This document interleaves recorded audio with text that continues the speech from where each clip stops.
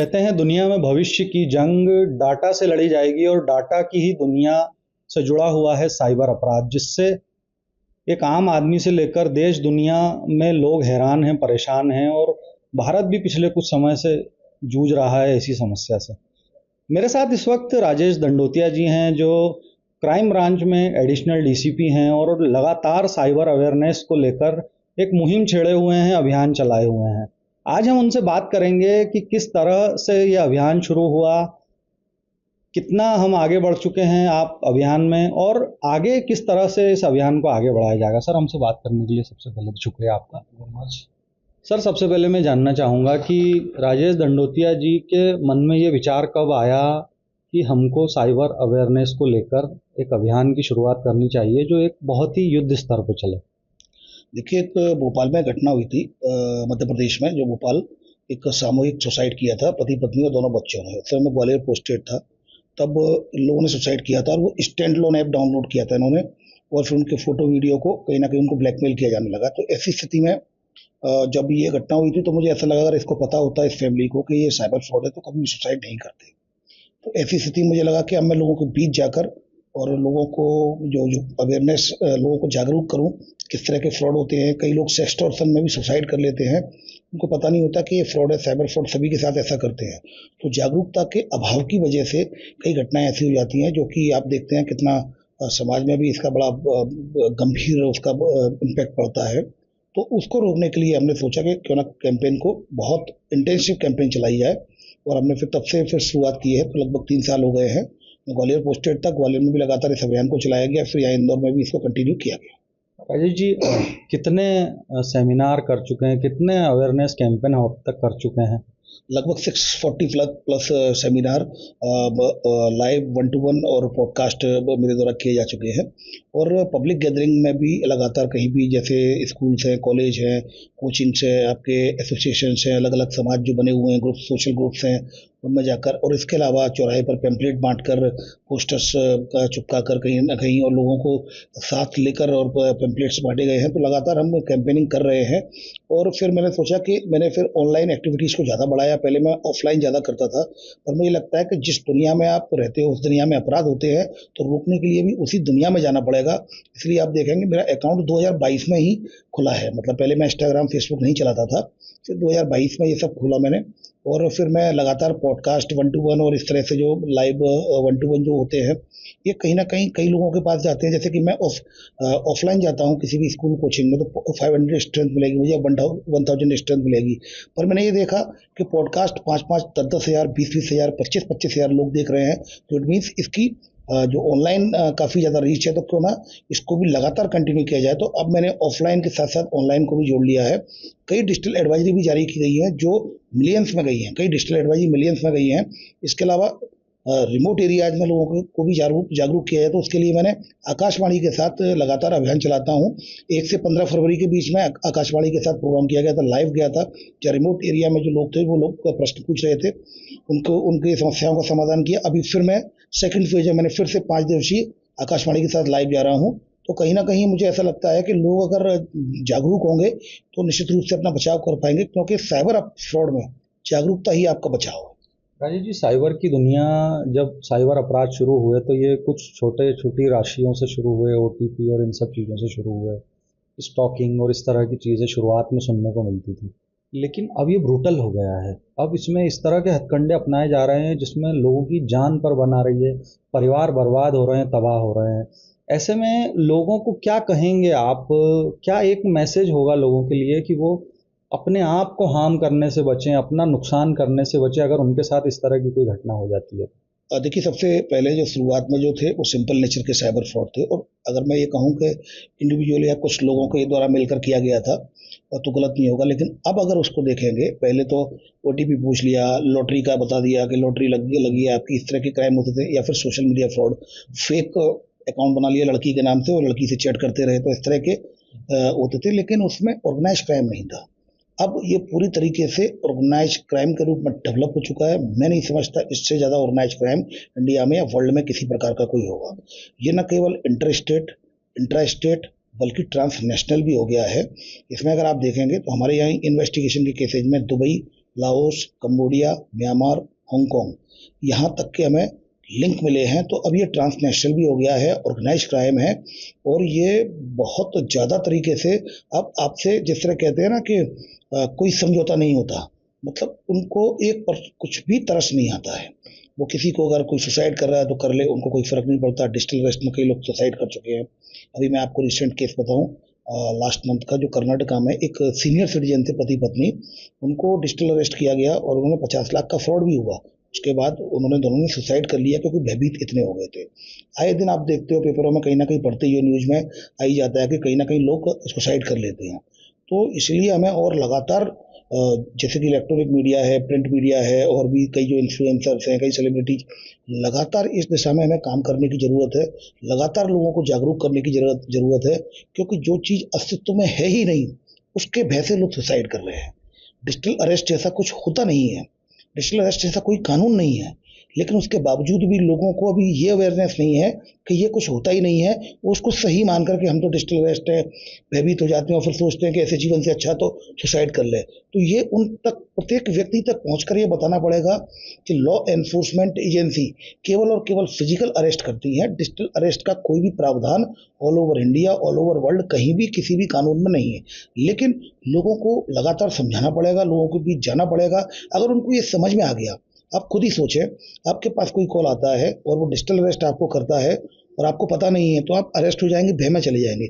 लेकिन आपको जिस तरह ये पता लग जाएगा कि ये डिजिटल अरेस्ट तो कुछ होता ही नहीं है, फ्रॉडस्टर है, तो आप तुरंत उस फोन को काटेंगे। तो वो इतने कन्विंसिंग होते हैं, वो इतना कन्विंस कराते हैं आपको, इतनी उनकी कन्विंसिंग पावर होती है कि आप तुरंत उसको एक्सेप्ट कर लेते हैं। अगर आपको नहीं मालूम है तो आप ये तय मान के चलिए वो इतने कन्विंसिंग होते हैं, फिर आपको उनकी बात माननी पड़ेगी। अजय जी, डिजिटल अरेस्ट के प्रकरण जब इंदौर में आना शुरू हुए तो शुरुआती दौर में सब हैरान थे कि ये क्या है, ये अचानक से और इतना बड़ी राशि लोगों की फ्रॉडिस्ट के खातों में चली गई। कितने लोगों को हम अब तक पकड़ चुके हैं, कितने केसेस को हम लगभग एंट्री करके उसमें लोगों को कुछ राहत पहुंचा चुके हैं, अब तक क्या आंकड़ा है? देखिए, अगर सही बताऊं तो सबसे पहले डिजिटल अरेस्ट जो इंदौर में आया था, 2023 में अक्टूबर नवंबर में आया था। एक लेडी आई थी, उन्होंने कि देखिए सर, वो मेरे के रेफरेंस में आए थे, तो सर ये फ़ोन बंद ही नहीं हो रहा है, ये वीडियो कॉल कर रहे हैं और ये बहुत दिनों से, ये 2 घंटे से मुझे वीडियो कॉल पर ही रखा हुआ है। तो फिर मैंने उसका फ़ोन बंद करा दिया। उस समय तक मुझे भी ये पता नहीं था कि ये क्या है। लेकिन फिर इसके बाद साइबर फ्रॉड के मामले आना शुरू हुए डिजिटल अरेस्ट के। जनवरी और से अगर 2024 में देखेंगे तो 80 से अधिक मामले जो मेजर क्राइम है, जो मेजर जो बड़े केसेज हैं, 80 से अधिक मामले इंदौर में क्राइम ब्रांच में आए डिजिटल अरेस्ट के, और उनमें लगभग 6 करोड़ की राशि उसमें साइबर फ्रॉड हुआ है, जिसमें हमने लगभग 1.25 करोड़ के करीब उनको वापस भी कराया है। तो इसमें लगातार इन्वेस्टिगेशन भी की, एफआईआर भी इसमें रजिस्टर्ड हुई हैं, बड़े केसेज रजिस्टर्ड हुए। 1 करोड़ 60 लाख का भी डिजिटल अरेस्ट हुआ, 75 लाख का हुआ, जो आरआर कैट के साइंटिस्ट थे उनके साथ भी डिजिटल अरेस्ट हुआ, एक 40 लाख का डिजिटल अरेस्ट हुआ था। तो इन सब में हमने लगभग 1.25 करोड़ के करीब राशि वापस कराई है। एक रिटायर्ड जो शिक्षक थे जिनके साथ 32 लाख का डिजिटल अरेस्ट हो गया था, उनको किडनी ट्रांसप्लांट के लिए जाना था, वो पैसा इकट्ठा किया हुआ था, लेकिन फॉर्चुनेटली वो उन्होंने जल्दी कंप्लेंट कर दी, तो वो पैसा लगभग 27 लाख उनको वापस करा दिया। तो ये एक उसके बाद फिर उन्होंने अपना वो किडनी ट्रांसप्लांट के लिए बेंगलोर या पूना कहीं गए, तो वो आए भी थे ऑफिस मिलने। तो कहीं ना कहीं ये भी इस 1-to-1 के माध्यम से, मैं चैनल के माध्यम से कहना चाहूँगा कि जैसे ही फ्रॉड होता है आप तुरंत उसकी रिपोर्ट कराएं। अब जैसे इन्होंने रिपोर्ट कराई तुरंत ही, तो कहीं ना कहीं बैंक अकाउंट में क्या होता है कि 1930 में हम जैसे ही कंप्लेंट करते हैं, जैसे रिपोर्ट करते हैं, अगले 20 मिनट्स में वो सारे अकाउंट होल्ड और फ्रीज हो जाते हैं जिनमें आपका पैसा गया है। तो पर्याप्त समय रहता है। आपने अगर जल्दी रिपोर्ट कर दी तो आपने मौका नहीं दिया, ये संभावना बनी रहती है कि समय पर वो फ्रीज हो गए। अब आप 5 दिन बाद, 3 दिन बाद, 4 दिन बाद आओगे तो पैसा तो 1 दिन में, 2 दिन में तुरंत ये क्रिप्टो करेंसी में कन्वर्ट होकर बाहर चला जाता है। तो ऐसी स्थिति में जल्दी रिपोर्ट करना बहुत इंपॉर्टेंट है। रही बात जो केसेज की, हमने लगभग जो केसेज रजिस्टर्ड किए हैं उनमें लगभग 100 से अधिक आरोपियों को पकड़ा है, जिसमें अकेले डिजिटल अरेस्ट में ही लगभग 3 दर्जन आरोपी हैं, लगभग 30 से अधिक आरोपी हैं। और राजीव जी, एक बात, प्रश्न ये भी उठता है कि हमने जिन लोगों को पकड़ा वो लोग थे जिन्होंने खाते उपलब्ध कराए। मैक्सिमम लोग वो उसी तरह के हैं। लोग एक प्रश्न करते हैं कि भाई जो असली लोग हैं, जिन्होंने इस पूरे क्राइम को ऑर्गेनाइज वे में कुछ लोगों का इस्तेमाल करके और एग्जीक्यूट किया है, उन लोगों तक हम कब तक पहुंचेंगे, या क्या कारण है कि अब तक वो लोग सामने नहीं आ रहे हैं? वो भारत में हैं, भारत के बाहर हैं, क्या वजह है? देखिए इसमें हमने न केवल एजेंटों को पकड़ा, इसके ऊपर की भी लिंक को पकड़ा। मैं बताता हूँ, अगर आपके पास कोई ब्लाइंड केस आता है तो आपके पास क्या होगा, या तो नंबर होगा, लिंक होगी, या स्काइप कोई सोशल मीडिया प्लेटफॉर्म के माध्यम से वो किया होगा। ये केसेज ऐसे हैं जिसमें आपको नीचे से ही आगे बढ़ना पड़ता है, क्योंकि जिस अकाउंट में पैसा गया है तो उस अकाउंट से ही आप शुरू करेंगे, जिस सिम से बात हुई है, जिस आईपी एड्रेस से नेट से बात हुई वहीं से शुरू करेंगे। इसमें कोई भी शॉर्टकट नहीं है, इसमें आपको नीचे से ही बढ़ना होता है। और हम इंडिया की लास्ट लिंक तक पहुंच गए हैं। आप देखिए, हमने एक रेड रूम वाला जो पकड़ा था, जिसमें कि कॉल सेंटर कॉल करके कॉल करते थे उनको, डिजिटल अरेस्ट जिसमें हमने पकड़ा था, जिसमें 46 लाख का डिजिटल अरेस्ट हुआ था। वो रूम भी हमने पकड़ लिया जिससे कॉल किया करते थे, पहला पॉइंट। वो मोबाइल भी जब्त कर लिया जिस मोबाइल से कॉल हुआ। दूसरा, हमने एक ऐसे व्यक्ति को भी पकड़ा, अगर आपको ध्यान हो, अगर टीसीएस का एक एम्प्लॉय था जिसको मैंने लाइव रेस्क्यू किया था, और उसके फिर मैंने बोला था कि दिल्ली हैदराबाद कहीं भी होगा मैं तो ये उठा के लाऊंगा, और उसमें हमने उसके 2IC को पकड़ लिया, जिसने कि पूरा जो पैसा था डिजिटल अरेस्ट का बाइनेंस ऐप के जरिए क्रिप्टो करेंसी में USDT या बिटकॉइन में कन्वर्ट करके बाहर विदेश भेज दिया। और उसने जो पैसा भेजा था हांगकांग भेजा था, जिसमें हमने उसकी एक वीडियो भी जारी किया था हांगकांग वाले जो आरोपी का। तो हम लगभग अंतिम समय तक, अंतिम व्यक्ति तक पहुंच गए। पर प्रॉब्लम ये है, मैंने बताया कि ट्रांसनेशनल है। अब क्या लिंकेज सारी बाहर जा रही है, लाओस में बैठ के ये रेड रूम चला रहे हैं, हांगकांग में बैठ के रेड रूम चला रहे हैं, पैसा बाहर ट्रांसफर हो रहा है। अगर आप देखेंगे तो हम लगभग अंतिम लिंक तक पहुंचने की लगभग बस टारगेट पर ही है। कुछ लोग फरार हैं, कुछ लोगों के हमने रेड कॉर्नर नोटिस जारी किए हैं, कुछ लोगों को लुकआउट सर्कुलर जारी किया है, अभी कुछ लोग दुबई में बैठे हुए हैं। तो ये हम सब आइडेंटिफाइड होते चले जा रहे हैं और इसमें हम काफ़ी ज़्यादा क्लोज है। पर मैं एक बात कहना चाहूँगा, अगर बॉडी ऑफेंस होता है तो व्यक्ति को ये होता है कि बदला लिया जाए, इसको जेल हो। लेकिन फाइनेंशियल क्राइम में व्यक्ति का मोटिव सिर्फ और सिर्फ ये होता है कि पैसा वापस आ जाए, आरोपी मिले या नहीं मिले उनका ये कंसर्न बिल्कुल भी नहीं होता।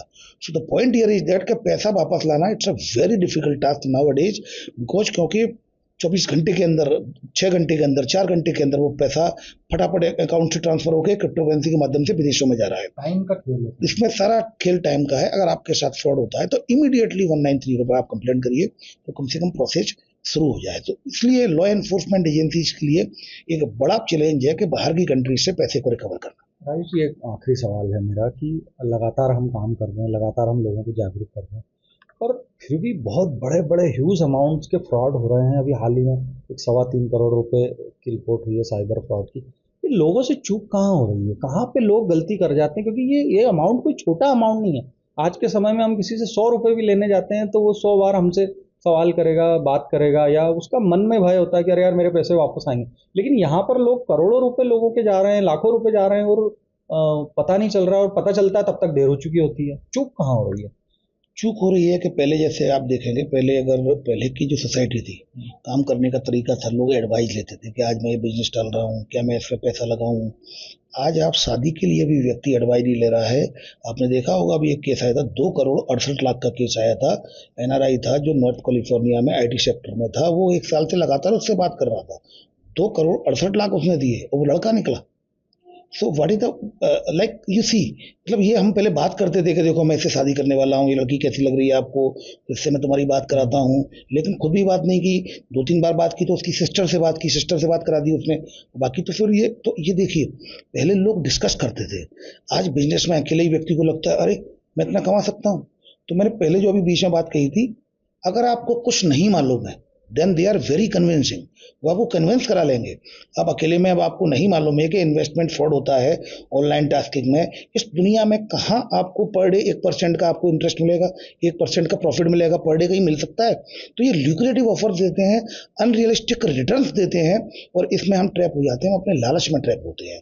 अगर आप देखेंगे सेक्सटॉर्शन के मामलों में लड़कियां कॉल करती हैं, फिर न्यूड वीडियो कॉल हो जाता है, तो कहीं ना कहीं हम कमजोर हैं, हम कहीं ना कहीं हमारी वो वीकनेस है।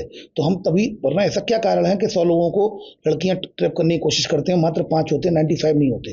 तो कहीं ना कहीं वो 5 लोगों के अंदर वो वीकनेस है।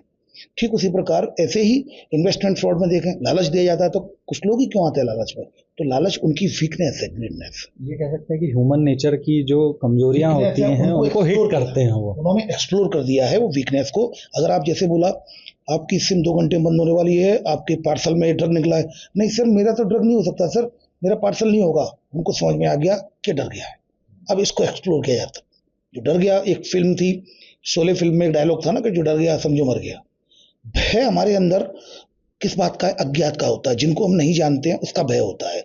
तो मेरा यही कहना है कि हमें लोगों को बताना होगा कि दिस इज फ्रॉड। इसलिए लगातार हम सबको मिलकर लगातार ये मुहिम को कंटिन्यूस करना है जब तक कि अंतिम व्यक्ति तक इस बात को नहीं पहुंचा दें कि ये तरीके हैं जिनसे फ्रॉड होता है। और ये आपके मन में ये भी प्रश्न आएगा, चलिए अभी अपन डिजिटल अरेस्ट के बारे में बताएंगे, अगले साल कोई और फ्रॉड आ जाएगा तो फिर कैसे? तो उसके लिए मैं आपको बताता हूं, हर अज्ञात और अनजान को संदेह की दृष्टि से देखें, चाहे वो अज्ञात नंबर हो, चाहे वो अज्ञात अनजान लिंक हो, चाहे अनजान एपीके फाइल हो, चाहे अनजान फ्रेंड रिक्वेस्ट हो, अनजान व्यक्ति। अगर आप हर अज्ञात और अनजान को संदेह की दृष्टि से देखेंगे तो आप पाएंगे कि अब आप वेरिफिकेशन करोगे, उसका विश्वास नहीं ये भी करोगे। कह सकते हैं कि जैसे फोन को अपडेट करते हैं, सिस्टम को अपडेट करते हैं, खुद को भी अपडेट करें इस दुनिया में। देखिए, डिजिटल प्लेटफॉर्म पर मोबाइल से, टेक्नोलॉजी से आने से डिजिटल प्लेटफॉर्म पे आप नहीं आ गए हैं, मेंटली भी आपको डिजिटल प्लेटफॉर्म पर आना पड़ेगा, मेंटली भी अपडेट करना पड़ेगा। सिक्योरिटी फीचर्स जो मोबाइल में आते हैं उनको भी आपको देखने होंगे, आपको फायरवेल अपडेट करनी पड़ेगी, सॉफ्टवेयर अपडेट करना पड़ेगा, सिक्योरिटी फीचर्स लगातार अपडेट करना पड़ेगा, जो वर्जन है वर्जन को अपडेट कराना पड़ेगा। पुराने वर्जन में बग्स रहते हैं, उन बग्स का फायदा उठाकर साइबर फ्रॉडस्टर आपके साथ फ्रॉड कर सकते हैं। तो ऐसी स्थिति में आपको डिजिटल प्लेटफॉर्म पर डिजिटल माइंडसेट के साथ डिजिटली अपडेट रहना होगा, तभी आप अपना साइबर फ्रॉड से बचाव कर सकते हैं। इस चैनल के माध्यम से मैं कुछ प्लेटफॉर्म बता देता हूं। अगर आपके साथ फ्रॉड होता है, तत्काल 1930 को डायल करें, नेशनल साइबर हेल्पलाइन नंबर है, ऑल ओवर इंडिया में कहीं भी आप होते हैं सबसे पहले इस नंबर को डायल करें। अगर ये कहीं व्यस्त होता है, अगर 2-3 बार में नहीं लगता है तो घबराए नहीं, www.cybercrime.gov.in national cyber crime reporting portal है, आप इसमें भी कंप्लेंट कर सकते हैं। और अगर आप इंदौर के विक्टिम हैं तो क्राइम ब्रांच इंदौर के द्वारा साइबर हेल्पलाइन नंबर जारी किया गया है 7049124445। ये प्लेटफॉर्म है। इसके अलावा अगर कोई आपको ब्लैकमेल करता है, कोई वीडियो फोटो आपके बना लिए हैं और कहीं ना कहीं वायरल करने की धमकी देता है तो आप परेशान ना हो। रीगल चौराहे क्राइम ब्रांच है, यहाँ पर वी केयर फॉर यू इनका एक सेक्शन है जहाँ पर महिला सब इंस्पेक्टर होती है, महिला अधिकारी होती है, वहाँ आपकी प्रॉब्लम्स को सुनते हैं और वी केयर फॉर यू में आपकी समस्याओं को डील करते हैं। Basically women's oriented we care for you बनाया गया है और इसका नंबर है 7049124444। याद रहें, साइबर अपराध से मात्र जागरूकता ही आपका बचाव है। जागरूक रहेंगे तब आप अपने आप को बचाव कर पाएंगे, सुरक्षित कर पाएंगे। सर, हमसे बात करने के लिए शुक्रिया। ये थे क्राइम ब्रांच के एडिशनल डीसीपी और साइबर अवेयरनेस अभियान चलाने वाले हमारे एक धुआंधार शहर के अधिकारी, जिन्होंने हमें बताया कि अगर साइबर फ्रॉड से बचना है तो उसका सिर्फ एकमात्र तरीका है खुद को अपडेट रहें, डिजिटल दुनिया में अपने आप को खुद को अपडेट करें और साथ ही लोगों से बात करें, शेयर करें। किसी भी तरह की समस्या होती है साइबर से जुड़ी हुई तो हमारे आसपास के जो लोग जानकार हैं उनसे बात करें और खुद को बचाएं। मेरे सहयोगी मनीष राणा के साथ मैं नितिन जैन, HBTV न्यूज़ के लिए।